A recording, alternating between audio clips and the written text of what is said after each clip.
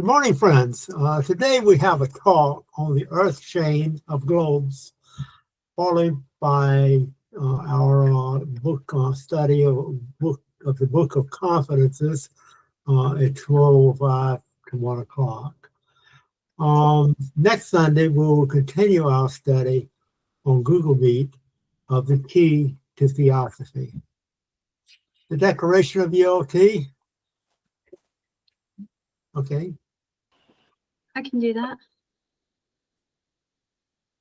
The policy of this lodge is independent devotion to the cause of Theosophy, without professing attachment to any theosophical organization. It is loyal to the great founders of the theosophical movement, but does not concern itself with dissensions or differences of individual opinion. The work it has on hand and the end it keeps in view are too absorbing and too lofty to leave it the time or inclination to take part in side issues. That work and that end is the dissemination of the fundamental principles of the philosophy of Theosophy and the exemplification and practice of those principles through a truer realization of the self, a profounder conviction of universal brotherhood. It holds that the unassailable basis for union among Theosophists, wherever and however situated, is similarity of aim, purpose, and teaching, and therefore has neither constitution, bylaws, nor officers, the sole bond between its associates being that basis, and it aims to disseminate this idea among Theosophists in the furtherance of unity. It regards as Theosophists all who are engaged in the true service of humanity, without distinction of race, creed, sex, condition, or organization, and it welcomes to its association all those who are in accord with its declared purposes and who desire to fit themselves, by study and otherwise, to be the better able to help and teach others. The true Theosophist belongs to no cult or sect, yet belongs to each and all. Thank you. We'll touch on the fundamentals now. I can do that. You do talk, right? Okay. The first fundamental is on deity.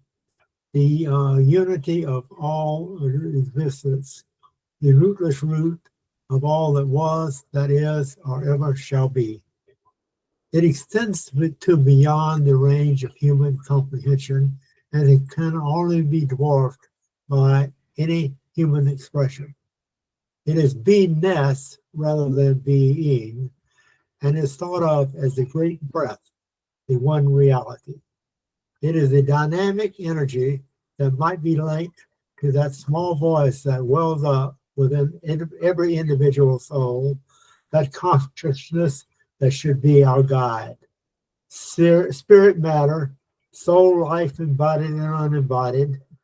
What people generally call God or deity is an aspect of life, the omnipresent principle which invisibly functions in the atom as in the cosmos, and which abides as the self in the heart of every creature. Another aspect of life is law. People speak of the laws of God, the laws of nature. It would be more accurate to speak of God as law. God, law, God, life, self are different, not different from law. They are law. The spirit of the universe also surrounds us and is within all. We eternal programs have the opportunity to become gods or one with the absolute through sustained effort. We honor the gods as superior beings to emulate, but not as beings outside of ourselves. The second fundamental is of the law. That brings out an analogy between the processes of nature and the cosmos and an individual man, day and night, life and death, sleeping and waking, karma and reincarnation. Men's lower principles disintegrate in time, and nature uses them again with their various imprints from past uses to form new human principles. The same process takes place in the disintegration and formation of worlds. There is the perpetual exchange of atoms correlating and changing that are combining equivalents like the perfect flower, dying in order to grow into a perfect fruit. Man himself punishes and rewards based on his deeds. He punishes and rewards based on his deeds. As above, so it is below. The third fundamental is on evolution. The whole order of nature is profound, is marching toward on a higher life in the cycle of reincarnation, a necessity. No spiritual beauty or divine soul can have an independent conscious existence before the spark from its essence has passed through every elemental form and has acquired individuality, first by natural impulse from mineral, plant, and the animal up to the animal and human stage. Therefore, thereafter, we progress by self-induced and self-devised effort, checked by karma, up to the holiest archangel, a Dhyani Buddha. Each entity must have won for itself the right to become divine through self-experience. The physical evolves gradually from the spiritual, mental, and psychic. Elementals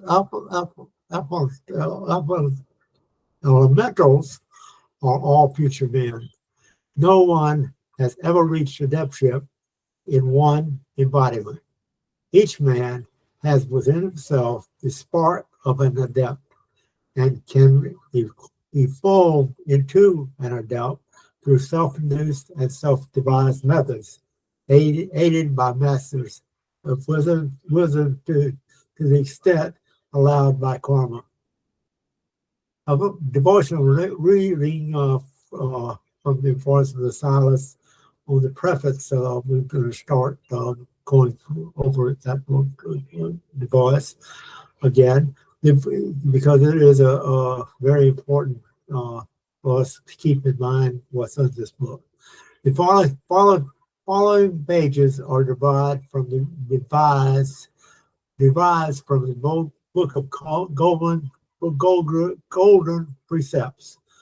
One of the works put into the hands of my mystic students in the East.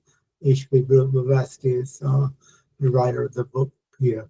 The knowledge of them is obligatory in that school, the teachings of which are accepted by many Theosophists. Therefore, as I know many of these precepts by heart, the work of translating has been relatively an easy task for me. It is well known that in India, the methods of psychic development differ with the gurus, the teachers and masters, not only because of the beginning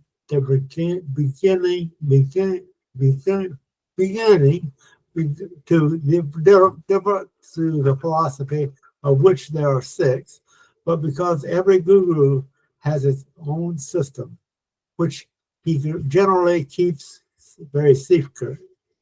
But beyond the Himalayas, the method of the esoteric schools does not differ, unless the guru is simply a lama, but little more learned than those he teaches. The work from which I hereby translate forms part of the series as that from the stanzas of the book of Zon, which were taken on from the secret doctrine as a basis. Together, the great mystic work called Paramatha, which the legend of Narayana tells us was delivered by the great Arhat, by the Nagas or serpents of truth in the Vandangular to the ancient editions. Both of the golden precepts claim. Excuse me, close the door, please. The book of the golden precepts claims the same origin, yet its maxims and ideas, however noble and original, are often found under different forms in Sanskrit works such as Dhyan H.P.B, that superb mystic treatise in which Krishna describes to Arjuna in glowing colors the condition of a fully illuminated yogi, and they again in certain Upanishads. This is natural. This is not natural, since most if not all, of the greatest arhats, the first followers of Gautama Buddha, for Hindus and Aryas, not Mongolians, especially those who immigrated into Tibet. The works left by Aran Samgaya alone are very numerous. The original precepts are engraved in thin oblong squares. Copies are very often on disc. These discs or plates are generally preserved on the altars of the temples attached to centers where the so-called contemplative or Mahayana Yogacharya schools are established. They are written variously, sometimes in Tibetan, but mostly in ideographs. The secretarial language Sinzar, besides an alphabet of its own, may be rendered in several modes of writing in cipher characters, which partake more of the nature of ideographs than of syllables. Another method, in Tibetan, is to use numerals and colors, each of which corresponds to a letter of the Tibetan alphabet. 30 simple and 74 compound letters, thus forming a complete cryptographic alphabet. When the ideographs are used, there is a definite mode of reading the text. As in this case, the symbols and signs used in astrologies, namely the 12 zodiacal animals and the 7 primary colors, each triplet in shade, that is the light, the primary, and the dark, stand for the 33 letters of the simple alphabet for words and sentences. For in this method, the 12 animals, 5 times repeated and coupled with the 5 elements and the 7 colors, furnish a whole alphabet composed of 60 sacred letters and the 12 signs. The sign placed at the beginning of the text determines whether the reader has to spell it according to the Indian mode, which when every word is simply a Sanskrit adaptation, or according to the Chinese principles as reading the ideographs. The easiest way, however, is that which allows the reader to use no special or any language he likes, as the signs and symbols were, like the Arabian numerals or figures common and international prophecy among initiated mystics and their followers. The same peculiarity is characteristic of the Chinese modes of writing, which can be read with equal facility by anyone acquainted with the character. For example, a Japanese can read it on his own in his own language as readily as a Chinaman in his. The book of the golden precepts, some which you better leave if you don't want to try it. The book of the golden precepts, some of which are pre-Buddhistic, while others belong to a later date, contains about 90 distinct little treatises. Of these, I learned 39 by heart years ago. To translate the rest, I should have to resort to notes scattered among a too large number of papers and memorandum collected for the last 20 years and never put in order to make it by any means an easy task. Nor could they be all translated and given to a world too selfish and too attached to objects of sense to be in any way prepared to receive such an exalting ethics in the right spirit. For unless a man perseveres seriously in the pursuit of self-knowledge, he will never lend a willing ear to advice of this nature. And yet, such ethics fill volumes of Eastern literature, especially in the Upanishads. Kill out all desire of life, says Krishna to Arjuna. That desire lingers only in the body, the vehicle of the embodied self, not the self which is internal, indestructible, which keeps not, nor is it killed in the Catholic Upanishad. Kill out is a sensation.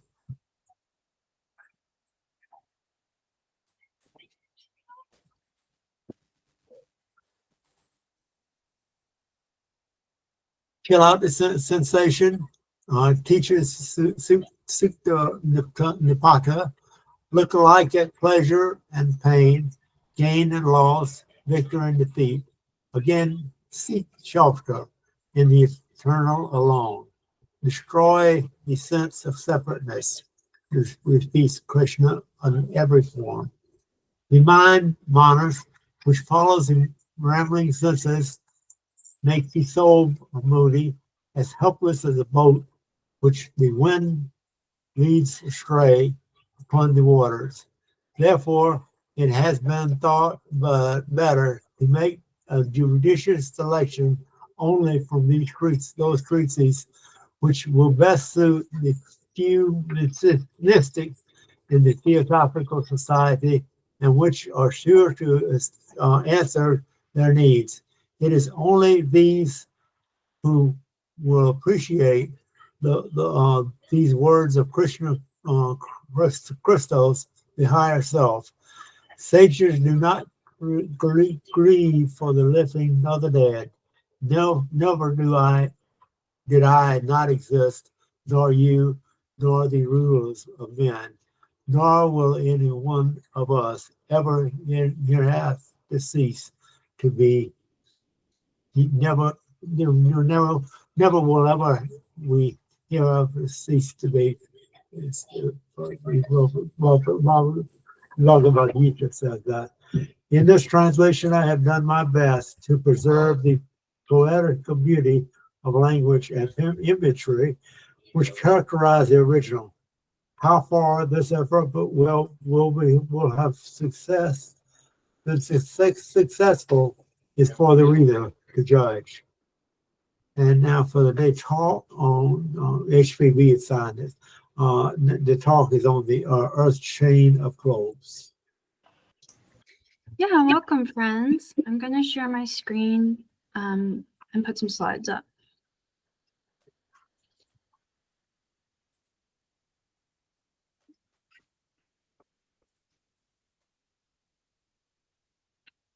Coming up now. Okay, stop. Great.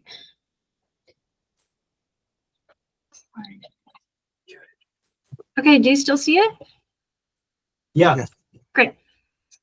Okay, the Earth chain of globes. The Earth, like everything in nature, is sevenfold. Theosophy considers the Earth an entity and not just a mass of gross matter. So, being an entity of a septenary nature, there are said to be 6 other companion globes, which are a part of what is called the Earth chain. Are you seeing the slides advance?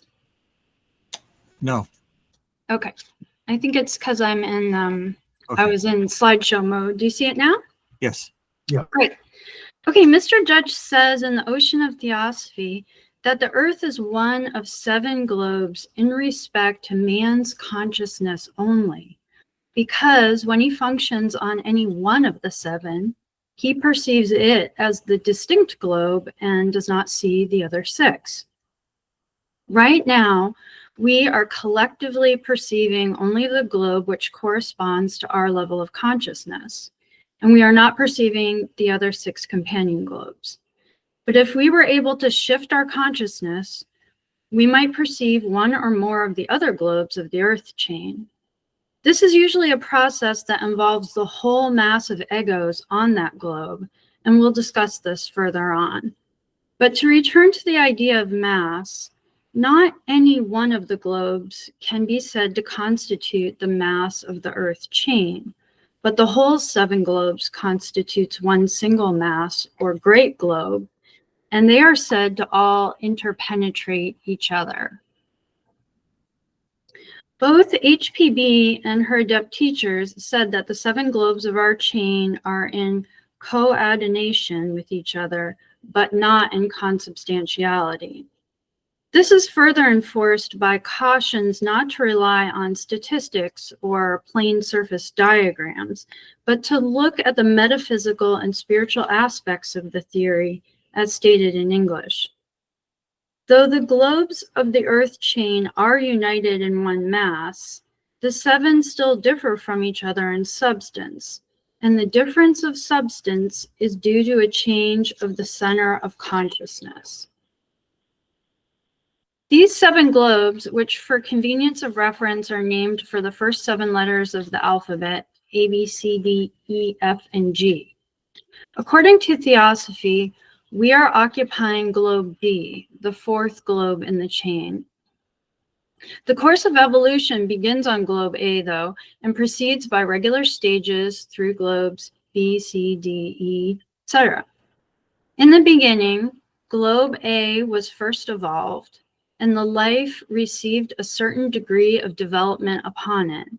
And then globe B came into existence, and the life wave removed from globe A to globe B, where it went forward another stage.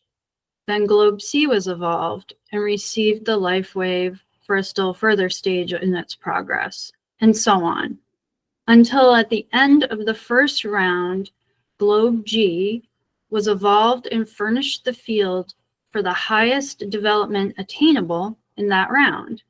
And that is what constitutes a round, the journey from globe A to globe G. Looking at the diagram of the 7 globes of the Earth chain, the planetary chain is composed of these 7 globes, and they are represented as in a circular configuration. And though they are drawn as separated from each other, in reality, they are not separated, but their particles intermingle with each other.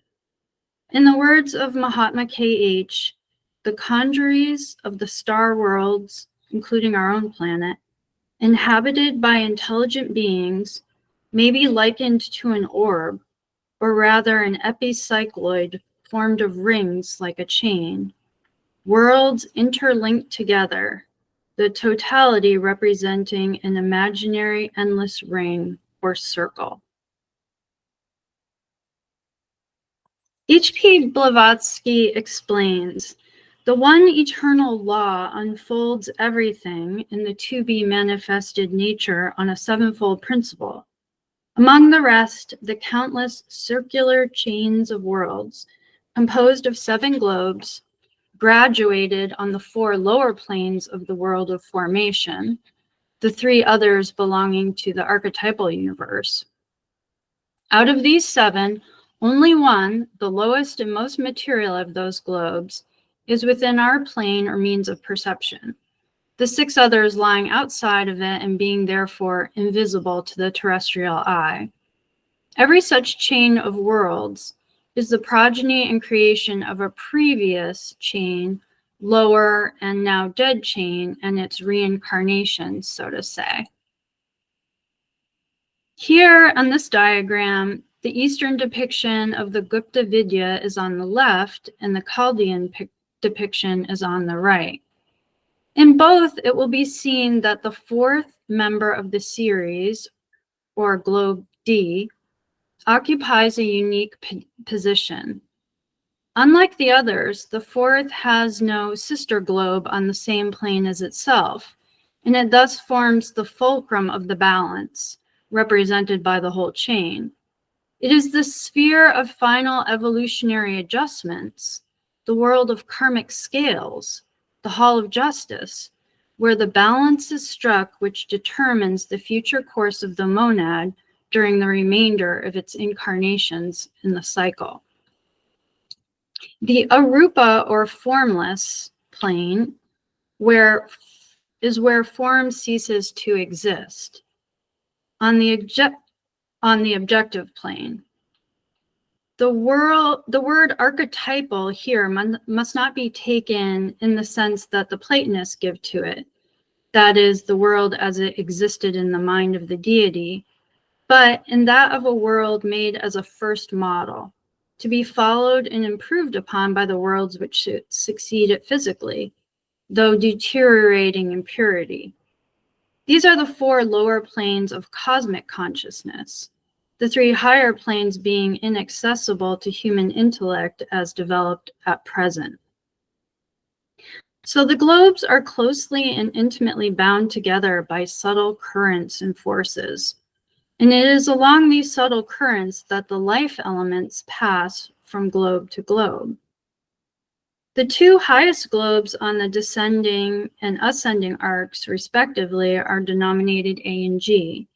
The globes on the next lower plane are B and F, and the next pair are C and E, and the lowest of all is globe D.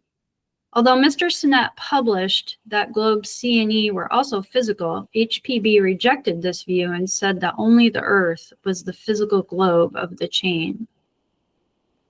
As said, these 7 globes of Earth's chain are not separated, but are interblended and mixed with each other.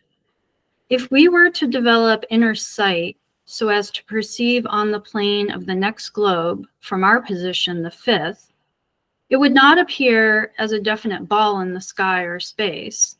Whether it be smaller or larger than this Earth is a fact not yet cleared up, but whatever it appeared to be, it would be seen to possess the Earth as the Earth holds it.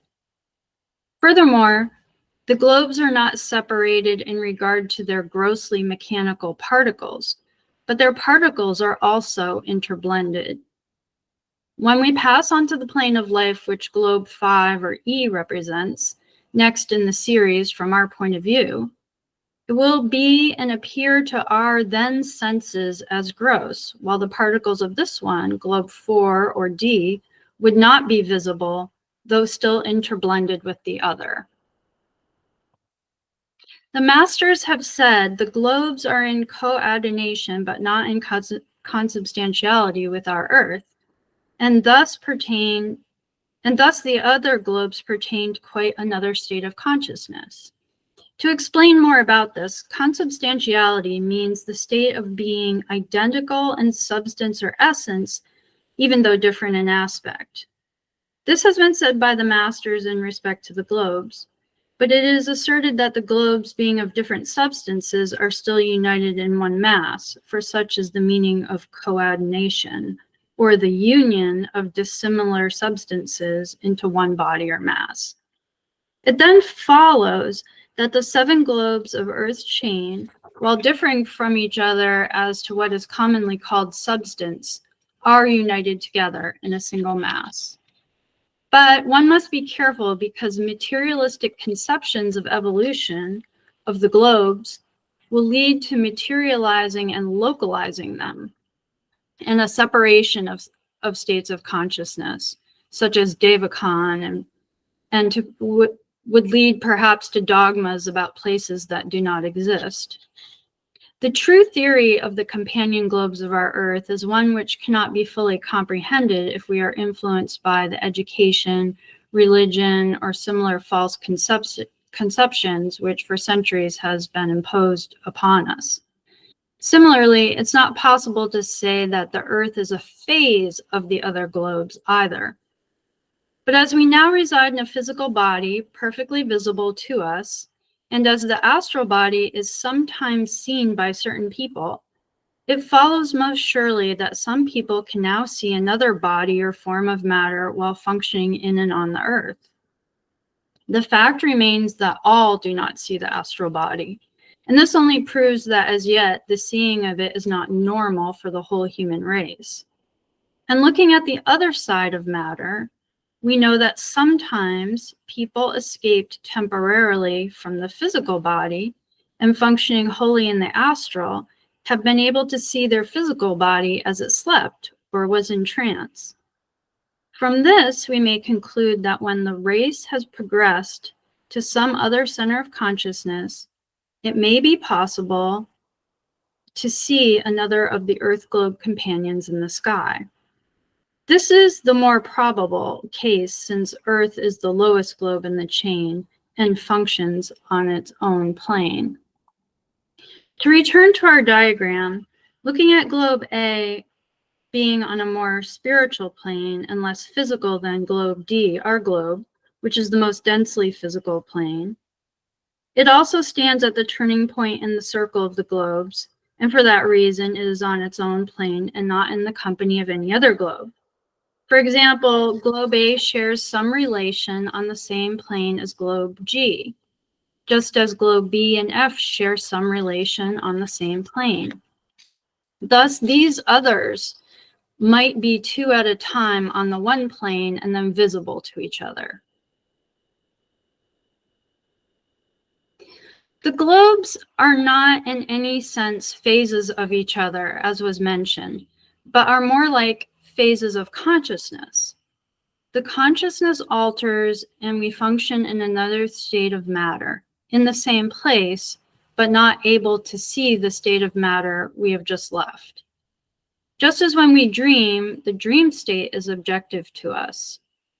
And as now the whole race is bound up by its total form and quality of consciousness, the units of it are compelled to remain in the general state of consciousness until the progress of the race permits an advance or a change to another state of consciousness. In the evolution of the race develops new senses and instruments for perception, but these proceed along with the changing center of consciousness and are not the cause for the perception, but are the effects due to the operation of and force of that inner power of perceiving, which at last compels nature to furnish the necessary perceptive instruments. When the new instruments are all perfected, then the whole race moves on to another plane altogether. All of this supports and enforces the doctrine of universal brotherhood upon which the adepts have insisted. For the changing of consciousness as to center is not for the benefit of the individual, but is permissible and possible when the whole mass of matter of the globe, whereon the beings are evolving, has been perfected by the efforts and work of the most advanced of the whole number, and that advanced class is man. If it were otherwise, then we should see millions upon millions of selfish souls deserting the planet as soon as they had acquired the necessary new senses, leaving their fellows in the various kingdoms of nature to shift for themselves. But the law and the lodge will not permit this, but insists that we shall remain until the lower masses of atoms have been far enough educated to be able to go on in a manner not productive of confusion. The globes are closely and intimately bound together by subtle currents and forces, as was just discussed. And it is along these subtle currents that the life elements pass from globe to globe. Picture a series of tubs to represent the various globes of the whole series, one filling up from the overflow out of the preceding tub. This simile has engendered a sense of separation between the globes, but the fact is otherwise. The stream or mass of egos which evolves on the 7 globes of our chain is limited in number, yet the actual quantity is enormous. For though the universe is limitless and infinite, yet in any particular portion of the cosmos in which manifestation and evolution have begun, there is a limit to the extent of manifestation and to the number of egos engaged therein. And the whole number of monads now going through evolution on our Earth chain came over from an older chain of 7 planets or globes. Esoteric Buddhism calls this mass of egos a life wave, meaning the stream of monads. It reached this planetary mass, represented to our consciousness by the central point, our Earth, and began on globe A, or number 1, coming like an army or flowing like a river. The first portion began on globe A and went through a long evolution there in bodies suited to such a state of matter, and then passed on to B, and so on through the whole 7 greater states of consciousness, which have been called globes. When the first portion left globe A, other monads streamed in and pursued the same course, the whole army proceeding with regularity round the septenary route. And this journey went on for 4 circlings round the whole series of globes, and then the whole stream or army of egos from the old planetary chain had fully arrived, and being complete, no more entered after the middle of the 4th round. The same circling process of these different classes goes on for 7 complete rounds of the whole 7 planetary centers of consciousness. And when the 7 are ended, as much perfection as is possible in the immense period occupied will have been attained, and then this chain or mass of globes will die in its turn to give birth to still another series. Each one of the globes is used by evolutionary law for the development of 7 races and of senses, faculties, and powers appropriate to that state of matter. The experience of the whole 7 globes being needed to make a perfect development. Hence, we have the rounds and races. A round is a circling of the 7 centers of planetary consciousness, the race being the racial development on one of those 7. There are 7 races for each globe, but the total of 49 races only makes up 7 great races. The special septenate of races on each globe or planetary center composing in reality one of 7 constituents or special peculiarities of function and power. And as no complete race could be evolved in a moment on any globe, the slow, orderly processes of nature, which allows no jumps, must proceed by appropriate means. Hence, subraces have to be evolved one after the other before the perfect root race is formed. And then the root race sends off its offshoots while it is declining and preparing for the advent of the next great race. As an illustration, it is distinctly taught that on the Americas is to be evolved the new 6th race. And here, all the races of the earth are now engaged in a great amalgamation from which will result a very highly developed subrace, after which others will be evolved by similar processes until the new one is complete. Taking up evolution on the earth, it is stated that the stream of monads begins first to work up the mass of matter and what are called elemental conditions when all is gaseous or fiery. For the ancient and true theory is that no evolution is possible without the monad as the vivifying agent. In this first stage, there is no animal or vegetable. Next comes the mineral when the whole mass hardens, the monads being all imprisoned within. Then the first monads emerge into vegetable forms, which they construct themselves, and no animals yet appear. Next, the first class of monads emerges from the vegetable and produces the animal. Then the human astral and shadowy model. And then we have mineral, vegetable, animal, and future men, for the second and later classes are still evolving in the later kingdoms. When the middle of the fourth round is reached, no more monads emerge into the human stage, and will not until a new planetary mass, reincarnated from ours, is made. This is the whole process roughly given, but with many details left out. For in one of the rounds, man appears before the animals, but this detail need lead to no confusion. So the life cycle arrived on our Earth at the commencement of the fourth in the present series of life cycles and races. Man is the first form that appears thereon, being preceded only by the mineral and vegetable kingdoms, even the latter having to develop and continue its further evolution through man. This states quite distinctly, A, that after the second round, the order alters, and that in the fourth round, instead of animals appearing as the first moving forms for the monads to inhabit, the human form comes first, preceded by mineral and vegetable, and followed by animal. This change in the order always comes on at any fourth round, or else we could never have evolutionary perfection. Other monads come originally from other spheres of evolution.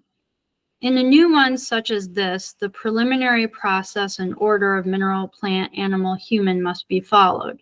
But having in 2 or 3 rounds perfected itself in the task, the monad brings out the human form at the turning point, so that man as the model, means, guide, and savior may be able to intelligently raise up not only humanity, but as well as every other kingdom below the human. And this is all made very clear and positive by repeated statements and explanations in the secret doctrine. But for fear that it may be misunderstood, Mr. Judge adds that although the order of appearance of the human form alters, as stated, this does not mean that the whole number of natural kingdoms does not make the sevenfold pilgrimage. They all make it.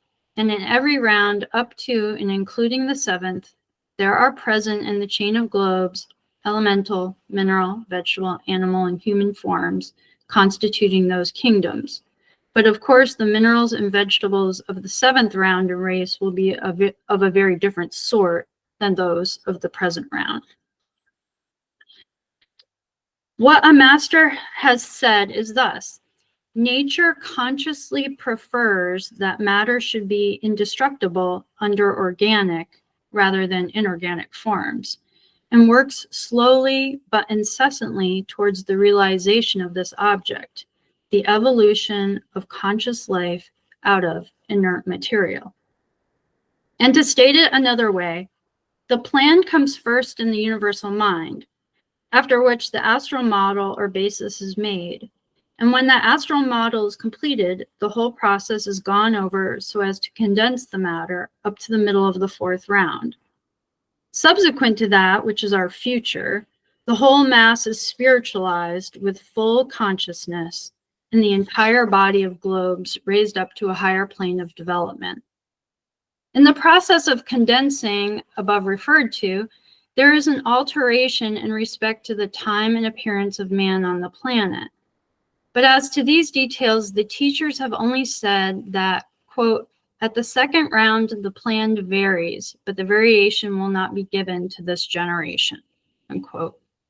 There is no vagueness on the point that 7 great races have to evolve here on this planet, and that the entire collection of races has to go 7 times around the whole series of 7 globes.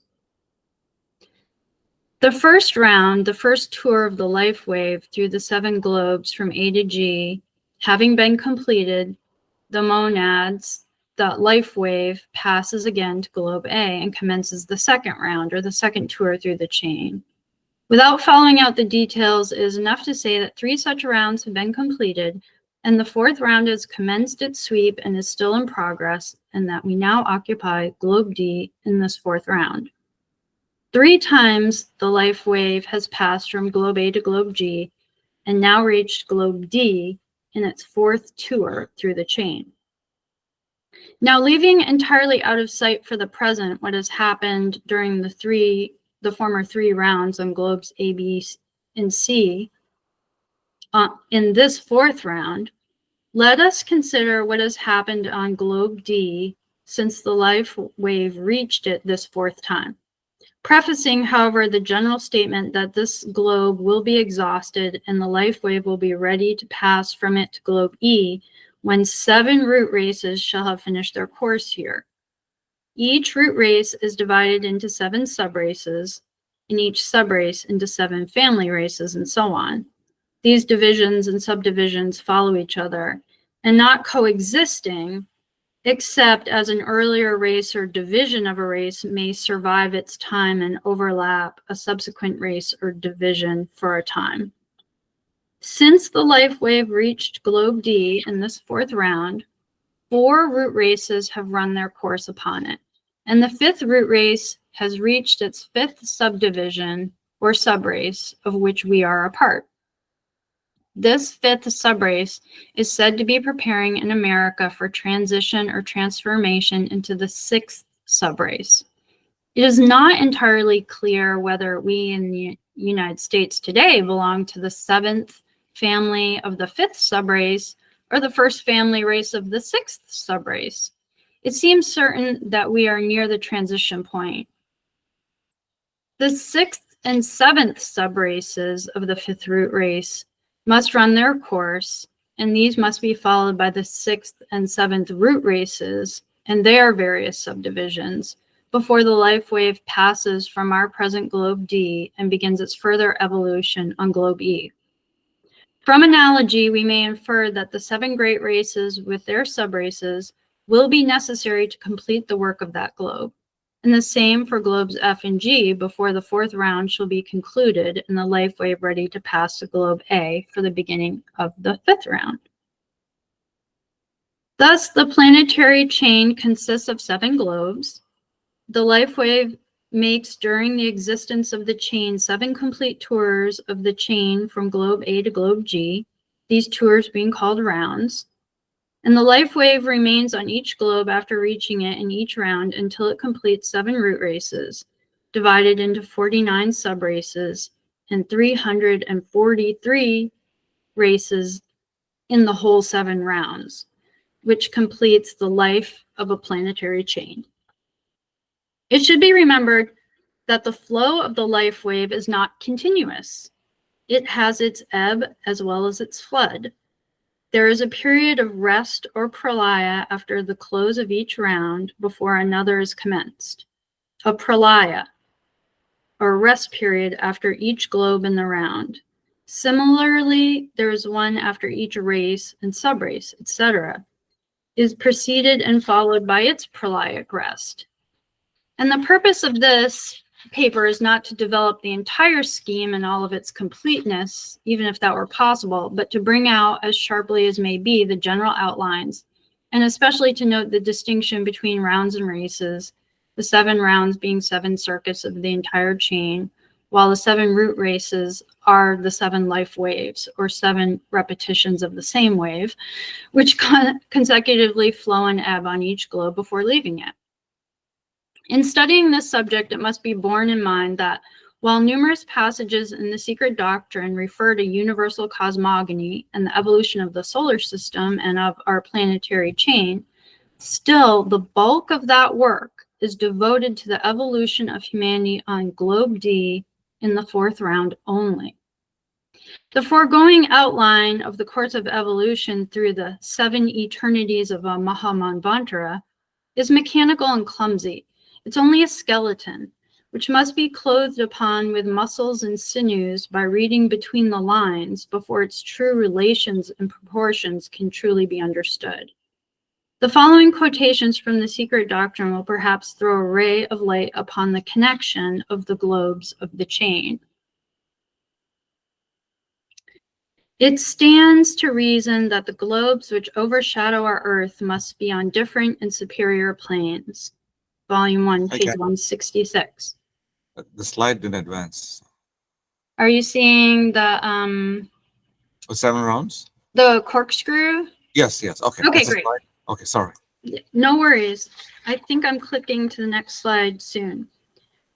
When other worlds are mentioned, the occultist does not locate these spheres either outside or inside our Earth, for their location is nowhere in the space known to and conceived by the profane. They are, as it were, blended with our world, interpenetrating it and interpenetrated by it. That's volume 1, page 605. As regards the reincarnation of a chain of globes and what is happening on other planets, it has been written that the Earth chain of 7 globes, as thus defined, is the direct reincarnation of a former chain of 7 globes. And that former family of 7 was the moon chain, the moon itself being the visible representative of the 4th globe of the old chain. When that former vast entity composed of the moon and 6 others, all united in one mass, reached its limit of life, it died just as any being dies. Each one of the 7 sent its energies into space and gave similar life or vibration to cosmic dust, matter, and the total cohesive force of the whole kept the 7 energies together. This resulted in the evolution of the present Earth chain, of 7 centers of energy or evolution combined in one mass. As the moon was the 4th of the old series, it is on the same plane of perception as our Earth. And as we are now confined in our consciousness largely to Earth, we are able only to see one of the old 7, that is, our moon. When we are functioning on any one of the other 7, we will perceive in our sky the corresponding old corpse, which will then be a moon, and we will not see the present globe that we call the moon. According to Mr. Judge, Venus, Mars, Mercury, and other visible planets are all 4th plane globes of distinct planetary masses, and for that reason are visible to us, their companion 6 centers of energy and consciousness being invisible. All diagrams on plane surfaces will only becloud the theory because a diagram necessitates linear divisions. And lastly, to touch on the rebirth of a new chain. In The Secret Doctrine, Madame Blavatsky explains that as the evolution in a chain is coming to an end and it begins to die, its principles are transferred to a new one, and what can be compared with a process of reincarnation. It is said that the planetary chains have their days and their nights. That is, there are periods of activity or life and of inertia or death, and behave in heaven as do men on earth. They generate their likes, get old, and become personally extinct, their spiritual principles only living in their progeny as a survival of themselves. Without attempting the very difficult task of giving out the whole process and all its cosmic details, enough may be said to give an approximate idea of it. When a planetary chain is in its last round, its globe 1 or A, before finally dying out, sends all of its energy and principles into a neutral center of latent force called a Laya center, and thereby informs a new nucleus of undifferentiated substance of matter, calls it into activity, and gives it life. These globes are formed by a process which the occultists call the rebirth of planetary chains or rings. When the 7th and last one of such rings has been entered upon, the highest or first globe A, followed by all the others down to the last, instead of entering upon a certain time of rest or obscuration as in their previous rounds, begins to die out. The planetary dissolution is at hand and its hour has struck. Each globe has to transfer its life energy to another planet. It is Fohat who guides the transfer of the principles from one planet to another, from one star to another. When a planet dies, its informing principles are transferred to a laya or sleeping center with potential but latent energy in it, which is thus awakened into life and begins to form itself into a new sidereal body. The evolution of the monad, which produces and underlies all other evolutions, proceeds on the 7 planetary bodies of any chain of evolution. These 7 places or spheres for such evolution represent different states of consciousness, and hence, as written in the Secret Doctrine and attempted to be shown here, they may and do interpenetrate each other with beings on each. Therefore, all such words as round, around, chain, and the like must be examined metaphysically and not be allowed to give the mind a false notion, such as sure to arise if they are construed in the material way and from their materialistic derivation. To go around the 7 globes does not mean that one passes necessarily from one place to another, but indicates a change from one condition to another, just as we might say that a man went the whole round of sensations. And with that, we'll open it up for questions and comments.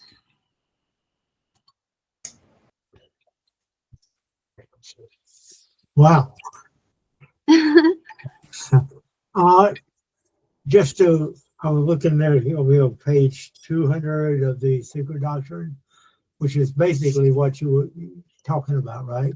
In this is already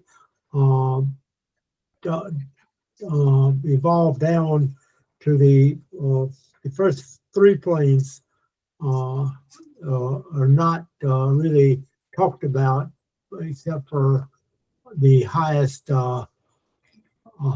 among us, if you can possibly understand it. But what you just mentioned, talked about from number 3 to number 10, is that what it says? But anyhow, my question is, we also, I think you alluded to this too, we are also, as humans, evolving in this similar fashion, right? Yes, these globes are basically phases of consciousness where we develop. So when we're on globe 4 now, the globe D, we are only directly conscious of the physical part of our existence, but we are indirectly involved in other things, like dreaming. Yes, we certainly go into other phases of so Yeah, so we can go ahead. Sorry. Yeah, that was really interesting that basically the whole mass of egos are mostly united in sharing that phase of consciousness. And while there's always some that see beyond, generally the whole mass of egos moves together before it goes to the next phase. But like you said, there are those people who can perceive the other, some aspect of the other phase. And that goes to show that there's more than what we can just see here on this phase. And that's why the example is given of the astral body. There are those who do see it or perceive something, or when someone is in their astral form, perceives their physical body, seeing it lying asleep in the bed, for example. That's looking at it from the other side to show that there are these phases of consciousness, and that there are some who have their senses attuned a little differently, but that the general mass is fairly united. And as we progress, that center of consciousness will change because we ourselves change. It all changes together, and then eventually we will all perceive the next phase, and that's when we will evolve the instruments necessary for those perceptions. And as we're evolving, we only see whatever phase we're in. What about when we in the seventh? Do the masters see all of these together, or the cumulative? That's a great question, because like it was said, the secret doctrine really only treats of cosmogony and metaphysics and ethics from the evolution of globe D, just this globe. So they do speak about what life might be like in the seventh race, and it'll be as much perfection as is possible on globe D with the consciousness and instruments that we have. And we only have hints of what that might be like the masters will be able to walk again among men, and we won't be in grossly physical bodies because we're evolving out of the physical into more ethereal body types. So it's going to be very different, but more spiritual, less physical, and more advanced, more purity is, at the highest spiritual levels. Maybe we will have met some of the karma on this grossly physical plane that we're able to, and it just says, hints like we'll become more spiritual, the higher principles will awaken, and we'll be functioning more from the centers that correspond to those principles. Thank you. Question, Kathy. So if the different globes represent different states of consciousness, and if during the 24-hour cycle we go through the waking state, the sleeping state, and a deep sleep state, are we in those states, consciously or subconsciously, functioning on the different globes there? That's a great question. I'm not sure if we could perceive the other globes outside of our globe, even on those, even while, like, say, dreaming. It seems possible that through deep states of consciousness, it may be possible to perceive the other globes. It is said that, someone on globe E might be able to perceive the remnant of C because they correspond on the same plane, so to speak. Yet globe E is more advanced. So it does seem, and the research that I did kept saying that they interpenetrate each other. They're not like different locations. It's the same location. It's just a different phase of consciousness. So it seems possible that one could maybe, perhaps during sleep, or perhaps during, a deep state of consciousness, that one might perceive beyond. But nothing says specifically like how to do that or anything. Yeah. It's very just an outline, but really interesting. I remember Dupree used to always say, well, there's other beings interpenetrating us, like on the same plane as us right now. And that we're affecting them and they're affecting us. But I mean, we can only use our imagination to sort of understand some of this. And I think it's good to do that because it sort of awakens creativity and helps us understand that we're in this greater process of transformation. Although it seems to be taking a long time, we are, intimately connected with all other life and affecting it. So thinking about it in different ways might be helpful. My second question is, in the same diagram on page 200 that you showed, the first three planes represent the higher triad. Is that correct assumption? And does that mean that the remaining globes are basically evolution of the four lower principles? Well, actually, I can show that one again because it is kind of.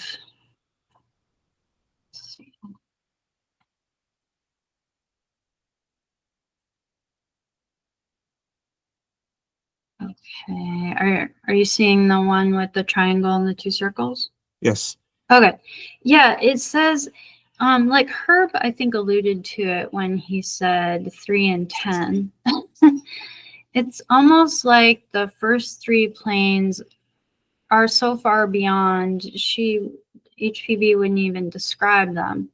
And then, the globes are on the seven, seven principles, seven races proceed on these, and globe G is the highest, once we reach it for any round. So these three higher planes are sort of like, I don't know, maybe related to the higher triad, but also we heard 10 is the perfect number, and there's like these three even beyond the seven. I think it says these three highest planes of septenary forces. I can't read. It's the world of spirit. Forms the world of spirit. It probably has to do with the logos, the unmanifested logos, before manifestation, even, before there's like substance of any kind. But the student isn't sure exactly. I don't know if you know more about it. No. So is there a reason why the three planes are drawn as a triangle there? Is a triangle different from the trinity that is within each of us, right? I mean, we talk about the higher three principles. Do we know why the three planes are represented as a triangle? I mean, it's drawn so similarly as the three higher principles. It seems like there must be a correspondence between these, the two triangles. I mean, normally in the Theosophical, symbol, there's the interlaced triangles, but those seem to refer to pointing towards the higher, pointing towards the lower. But these three Arupa planes seem to be set even higher. But it seems like they must correspond in some way to the three higher principles beyond anything, physical or manifested. But I'll have to look into that more to give you a better answer.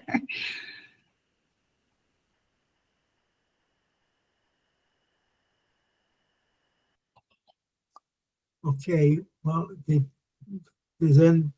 sounds. I had another question. I think I'll leave my question alone. But you talked about those three higher. That was the first and second logos, I believe, is what we study and we talk about that. Right, because manifestation doesn't occur till the third logos. Okay, well, I guess we better stop with this unless somebody's got something else, and we'll take a short break and come back and study our next phase. Sounds Thank good. you, Kathy. Sure. Wonderful. See you in a few minutes. Very, very well done. See. Tom. Yeah.